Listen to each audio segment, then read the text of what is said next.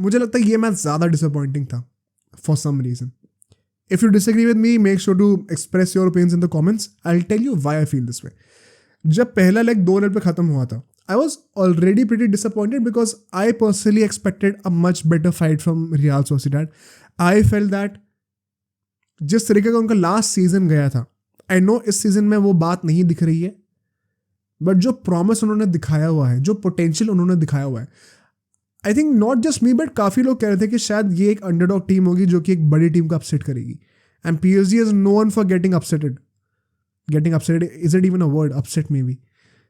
And so I thought कि यार चलो शायद जीतेंगे तो नहीं, सेकेंड लेग भी नहीं जीतेंगे, बट एक फाइट दिखाएंगे. एंड पीपल वुड आर्ग्यू कि यार 2-1 का ही तो स्कोर हुआ सेकेंड लेग में, तो आई थिंक काफ़ी अच्छी फाइट दिखाई होगी. But when you see the game you will realise how one sided it was actually. Game शुरू होता है, पहली बात तो जल्दी से लाइनअप्स को कवर कर लेते हैं. आई थिंक एक मैं आप इंपॉर्टेंट पॉइंट क्या डिस्कस करना चाहता हूँ वो मैं आपको बताता हूँ from the view point of Real Madrid. Nuno Mendes was back, Hernandez खेल रहा था, बेराल्डो खेल रहा था, हकीमी खेल रहा था, Donnarumma was between the sticks, Vitinha, Zaire Emery and Fabian Ruiz, ये हमारे मिडफील्ड को सेटअप कर रहे थे. एंड अप टॉप हमारे पास बारकोला, एम्बापे एंड डेम्बेले थे.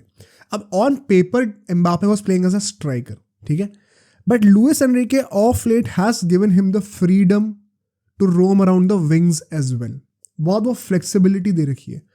And in my humble opinion I believe Mbappe का बेस्ट गेम तभी निकल के आता है जब वो विंग्स पे खेल रहा होता है, या फिर उसको फ्री रोल दे रखा है कि आप बीच में भी आ जाओ बट आपके पास विंग्स पे जाने की लिबर्टी भी है. And so we saw that Mbappe once again was a difference maker. 2 goal मारे उसने, जिनको पता ही है कि भाई कुछ लीग 1 के मैचेस हम देखते आ रहे हैं एम्बापे को खिला नहीं रहे हैं उतना, या फिर कभी कभी स्टार्ट भी नहीं करा रहे हैं, या फिर पहले ही बेंच कर दे रहे हैं, सब ऑफ कर दे रहे हैं. And so there was a question कि क्या एम्बापे पे जो हम लोग की डिपेंडेंसी रिड्यूस कर रहे हैं.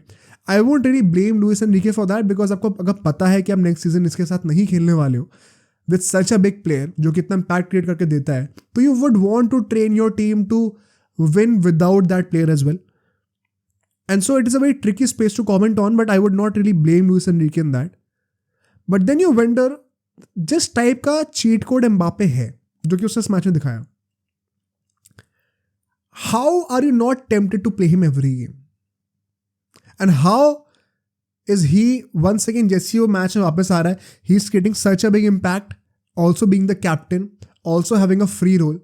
And then how does Madrid make peace with the fact कि शायद ये वो बंदा नहीं होगा जो कि विंग्स पे खेलेगा, he'll have to play as the main striker. And how are they going to get the best out of Mbappe in that position? I wonder. Because Mbappe जैसा अभी खेला है, both his goals, if you look at both his goals, दोनों उस position से हैं जहाँ पे वो विंग्स के पास था, closer to the wings than centrally. And अगर वहाँ पे मैड्रिड में अगर उसको ये पोजीशन चाहिए तो फिर विनीशियस को कॉम्प्रोमाइज करना पड़ेगा अपना गेम कुछ एक्सटेंट तक. And I don't think Madrid चाहेगी वो करना. बट अगर आप एम्बापे को प्योरली एज अ स्ट्राइकर खिला रहे हो, उसको आप कंस्ट्रेंट कर रहे हो उस सेंट्रल एरियाज में, तो उसका बेस्ट आप कैसे निकाल के लाओगे एंड उसको खुश कैसे रखोगे, ये भी सोचने वाली बात है. बिकॉज जिस तरीके के गोल्स उसने आज मारे हैं हैविंग अ फ्री रोल, कोई क्यों नहीं टेम्प्ट होगा उसको फ्री रोल देने के लिए. Let's talk about the first goal. Tight angle से his body was angled away from the goal, ठीक है, एंड वहां से उसने बॉल कर्ल करके फार पोस्ट पे मारी है from such a tight angle. वो goal it's madness. I know it seems pretty simple, box के अंदर से मारा है तो बहुत फ्लैशी भी नहीं लग रहा, but just to get that amount of weight in that curl at that speed कि आपने कीपर को बीट भी कर देते टाइट एंगल से, that takes some class from a striker. I think Mbappe का जो पहला गोल था that was the highlight of the first half, because उसके बाद PSG ने भी कुछ खास चांसेस क्रिएट करे नहीं थे. स्टैटिस्टिकली ऑल्सो 53% ऑफ पोजीशन ले रखा था, 6 शॉट लिए थे, 4 ऑन टारगेट थे. But hairs the real catch, Sociedad ने सिर्फ 2 शॉट्स लिए थे फर्स्ट हाफ में और सिर्फ 1 शॉट ऑन टारगेट था, despite having 47% of the position.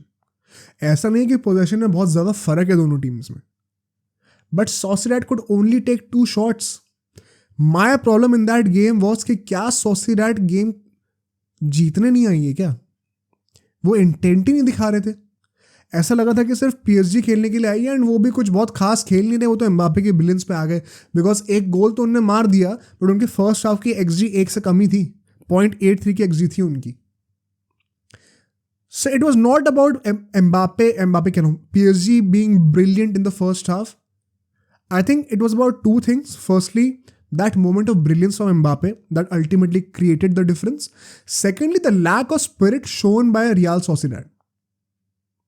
I wonder कि क्या सोच रही होगी Sociedad की coming into this game, because घर पे खेल रहे थे, and I know 2 गोल की ट्रेल है, but you can never rule out a remontada against PSG भाई, even if you're a small team.